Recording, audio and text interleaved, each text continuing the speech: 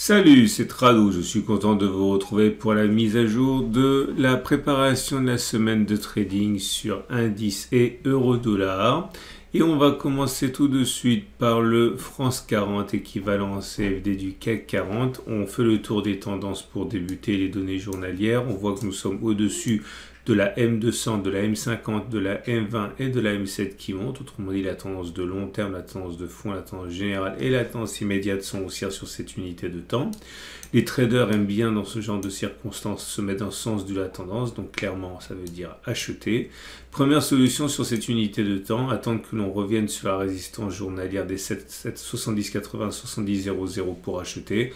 Le stop loss pourra être par exemple remis à 1 ou 2 ATR en dessous du point d'entrée. Alors je vous donne un exemple simplement pédagogique. Imaginons que l'on entre à 7080, en imaginant encore que l'ATR à ce moment-là soit de 67,3 comme on le voit là. Dans ce cas, il s'agira de mettre le stop loss au niveau d'entrée, par exemple 7080, moins 2 fois l'ATR, c'est-à-dire 2 fois 68 environ.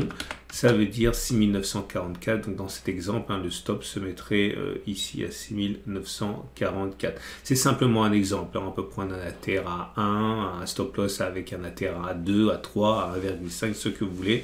Mais en tout cas, il est sage généralement de le mettre en dessous d'un support. Et en l'occurrence ici, le support serait la zone 7000.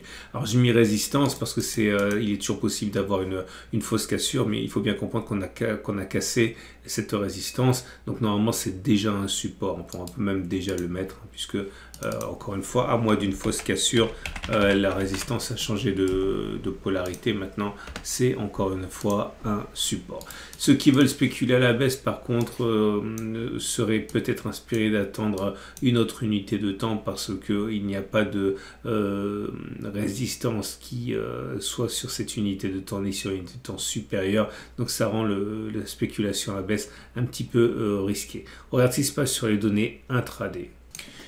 Et les unités H4 sont également haussières, on le voit au fait que nous soyons au-dessus de la M7, de la M20, de la M50 qui monte, autrement la tendance immédiate, la tendance générale, la tendance de fond haussière.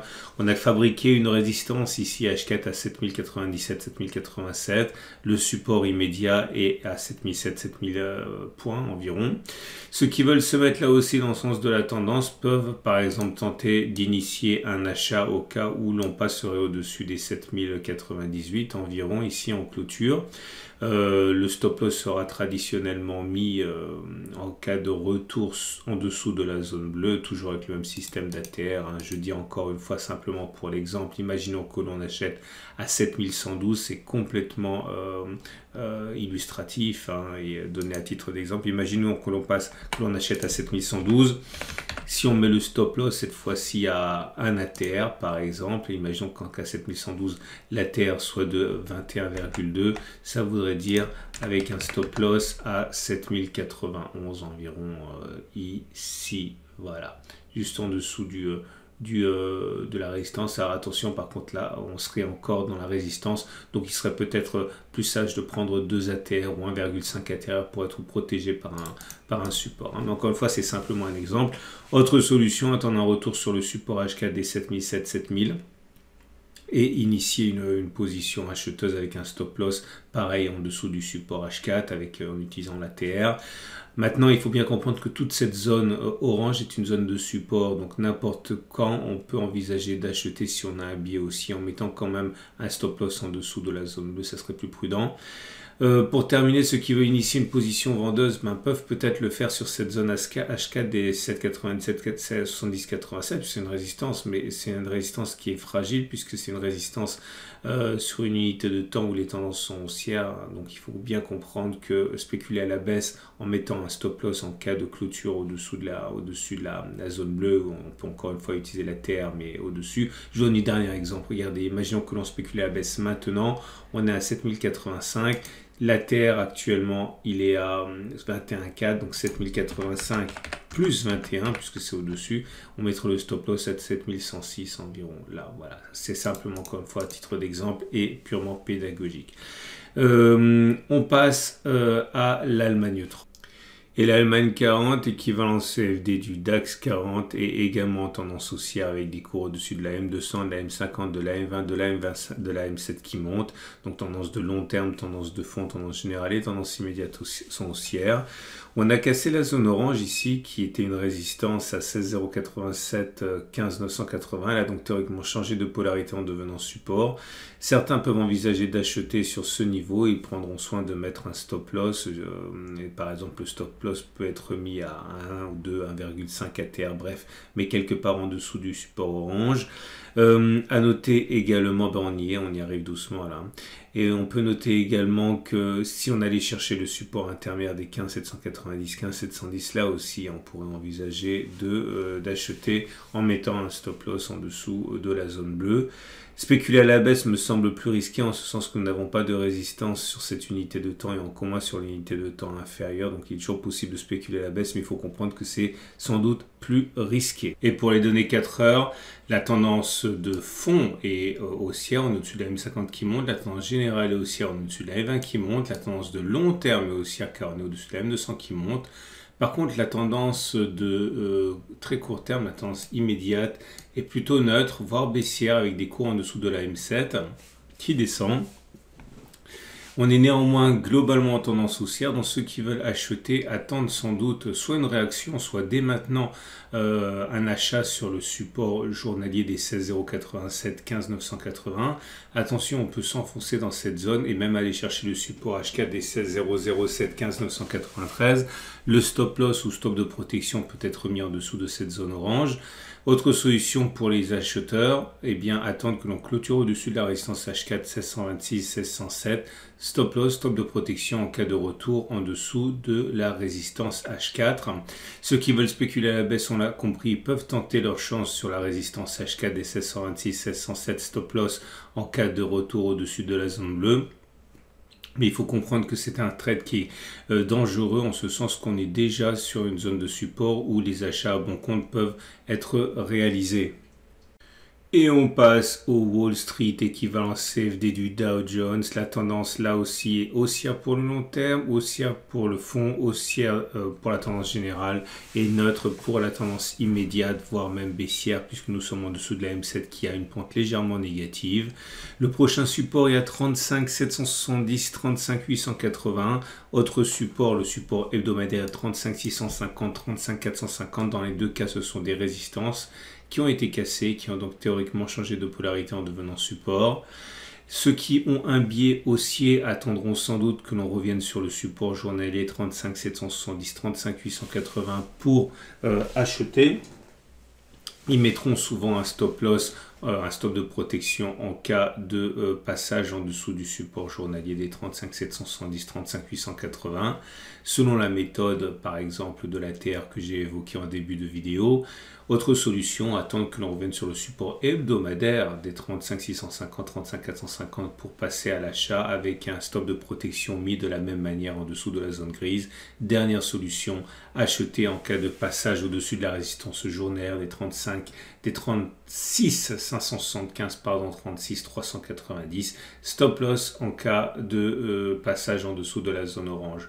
Ceux qui veulent spéculer à la baisse, par contre, attendent que l'on échoue peut-être sur la résistance journalière des 36 575, 35 390. Stop de protection au-dessus de la zone orange. Attention, c'est une résistance sur une unité de temps qui est haussière, donc supposément plus fragile.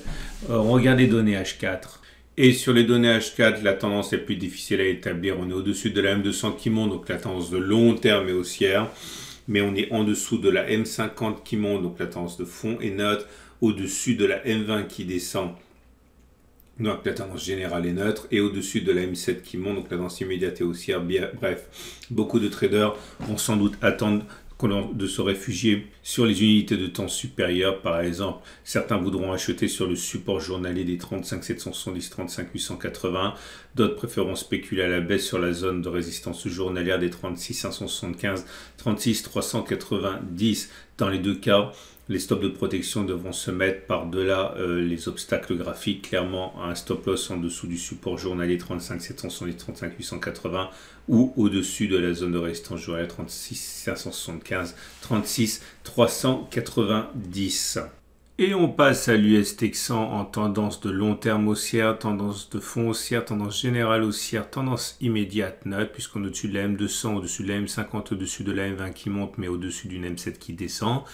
La tendance étant globalement haussière, les traders vont chercher généralement à rentrer à la hausse. Par exemple, en cas de cassure de la résistance journalière 16355, 16460 avec un stop de protection en cas de retour en dessous de la zone orange. Ou alors en cas de retour sur le support hebdomadaire également des 15700, 15650. Certains voudront passer un trade haussier.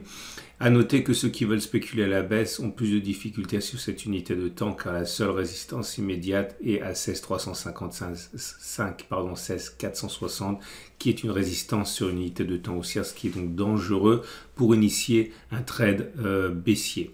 On regarde les données H4. Et sur les données 4 heures là aussi, la tendance est plus difficile à établir. On est quand même au-dessus de la M200, au-dessus de la M50, au-dessus de la M7. Donc on va dire que la tendance est globalement haussière. Dans ces conditions, les traders qui veulent acheter attendent peut-être que l'on revienne sur le support H4 des 15905, 15934. Stop de protection mis en cas de passage en dessous de cette zone. Autre possibilité haussière, l'achat au-dessus de la résistance H4 des 16280, 16293, mais très dangereux car on serait directement au-dessus d'une résistance tracée sur une unité de temps supérieure à la résistance journalière des 16355, 16460. Et justement, pour les possibilités baissières, sans doute une cassure du support H4 15905, 15934 avec stop de protection au-dessus de la zone bleue ou un trade baissier au contact de la résistance journalière 16355, 16460 avec un stop loss tracé au-dessus de la zone orange. Et on passe à l'euro-dollar. En données journalières, la tendance est fortement baissière avec des cours en dessous de la M50, de la M20, de la M7 qui descendent. Même la 200 descend, autrement dit la tendance de long terme, la tendance de fond, la tendance générale et la tendance immédiate sont baissières.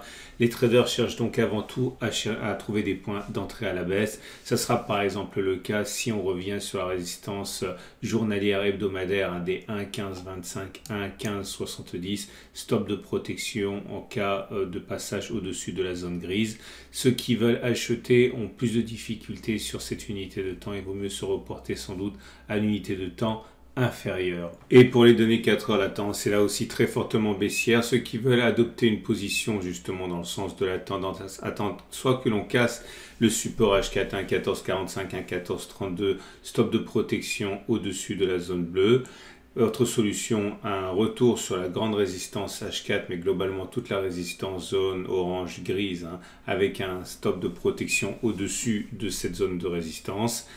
Voilà ce qu'on pouvait dire pour la préparation de la semaine de trading pour les indices et l'euro-dollar. Je vous invite à trouver à la fin de cette vidéo l'aide à l'investissement de long terme sur crypto, également sur actions, également l'aide à l'investissement pour le long terme sur les différentes bourses mondiales avec des trackers ETF. Je vous donne rendez-vous la semaine prochaine pour la mise à jour. Et si vous avez aimé ce format, pensez à vous abonner à cette chaîne YouTube et également activer la petite cloche pour être au courant des mises à jour journalières sur cette chaîne.